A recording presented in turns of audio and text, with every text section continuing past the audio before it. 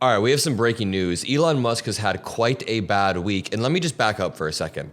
This is not normal. I want to remind you, none of this is normal. It is not normal for the richest man in the world to leverage his wealth to buy a social media platform, use that social media platform to spread right-wing propaganda, and then further leverage his wealth to support the Trump campaign, get Trump into office, and then leverage Trump's power to stop any regulatory investigation into him. Everything I just said happened, and this is the sign of a failing country. This is a sign of a country in danger. But for a little bit of reprieve from all of the grim news, Elon Musk has had quite a shitty week. For example, X had insane outages yesterday. Every X user, their app was down. Therefore, Elon Musk couldn't spread his propaganda. He was tweeting about that, but let me also remind you that Tesla's profits dropped 71% quarter over quarter amid anti-Musk backlash. This article came out last month, but still, Tesla continues to lose profit. And you can connect it directly to Elon Musk's involvement in politics. The more he gets involved, the more the stock drops, the more that people rebel. Tesla's profits fell 71% over the first 3 months of the year. A company earnings release on Tuesday showed. Total revenue decreased by 9% from 1 year earlier, while revenue derived from car sales plunged 20% over the first 3 months of 2025. How amazing would it be in a hypothetical world?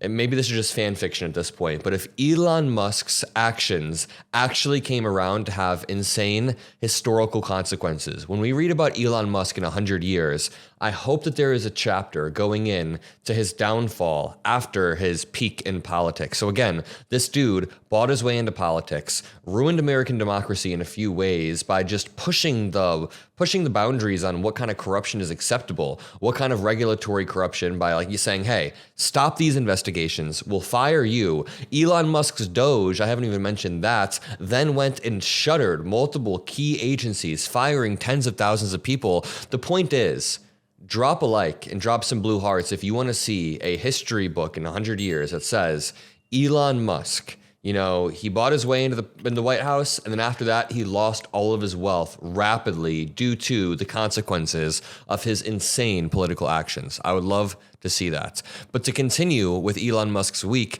he then came out and said he'll resume working 24/7 at his companies, and the X outage that happened was mostly restored.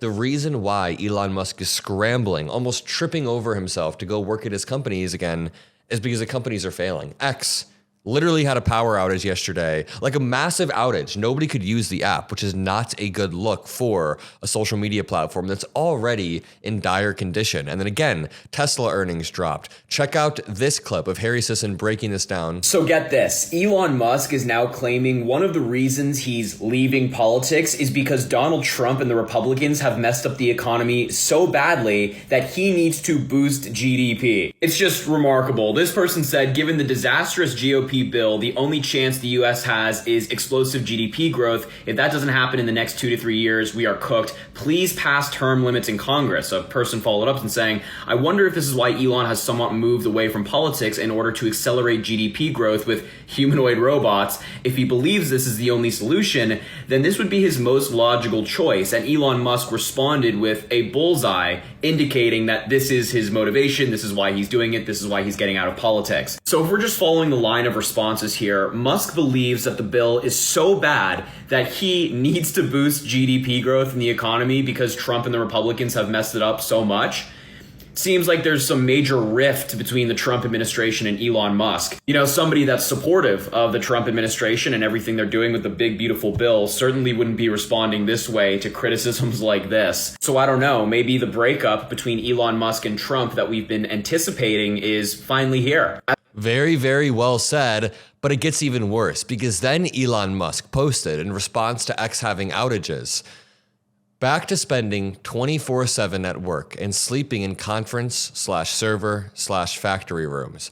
I must be super focused on XAI and Tesla as we have critical technologies rolling out. So Elon Musk then doubles down on the idea that he has to get back to work in non-politics related spaces to save his business. He also thinks he's saving the economy. Elon Musk then says, I have come to perhaps the most obvious conclusion that accelerating GDP growth is essential. He then says, at Doge has and will do great work to postpone the day of bankruptcy of America, but The prolificacy of government means that only radical improvements in productivity can save our country. This dude has such a weird savior complex. He thinks he's going to save the country, the world, the universe. But one more time, Elon Musk is essentially saying, like he did in this tweet that Harry Sisson pointed out, that he's trying to save the country from a GDP growth disaster, while simultaneously enabling the politicians like Donald Trump who are hurting our GDP, ballooning our debts, about to put us into an actual legit crisis with tariffs and the debt and inflation, all of the stuff that is coming downstream from Trump's insanely unpredictable economic policy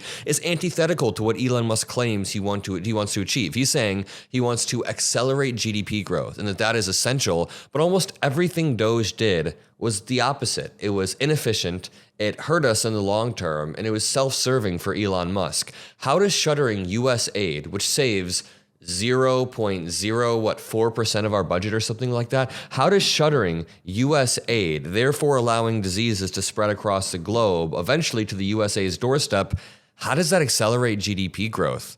All of these things that Elon Musk is doing, like cutting nuclear stockpile workers, then rehiring them, but then maybe refiring them. How does that accelerate GDP growth? That is very, very inefficient. Elon Musk just lies and lies and lies and hopes that people don't understand. But to continue with this, Elon Musk's social media platform X was largely restored for most users after an outage that impacted tens of thousands of users, including me, including many people on the app, according to outage tracking website Down Detector. And now Elon Musk says he is back to spending 24/7 at his companies. He's doing this to try to ease the minds of investors, number one. Number two, because he flew too close to the sun in the White House. And number three, it seems like Elon Musk is genuinely convinced he's about to save the economy from a downfall, as Harry Sisson points out. And again, he thinks his only logical solution is to spend 24/7 at work. One more time, this says, given the disastrous GOP bill, the only chance the USA has is explosive GDP growth. So they are just admitting right here, this person is admitting that the GOP bill is disastrous, and Elon Musk, again, follows the line of logic, and Elon Musk goes down and totally agrees. He then says, in 4 to 5 years, humanoid robots can have an actual effect on the GDP. This is Elon Musk's claim.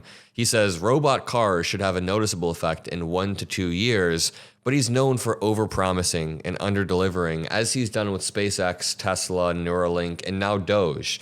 Everything that Elon Musk has touched in the political sphere has turned to absolute shit. What's the opposite of the MeidasTouch? The MeidasTouch turns everything to gold. Shout out the MeidasTouch Network. What's the opposite? Because that's what Elon Musk has. And I'll leave it at that. If you enjoy the videos, if you enjoy the breakdowns, it would mean the world to me if you drop a like, drop a blue heart. I just want to have a quick moment of gratitude. I appreciate every single person that spends time with me on a day-to-day basis, that watches my videos, that consumes my videos. It means a lot. So thank you all. I'll see you in the next video, and peace out.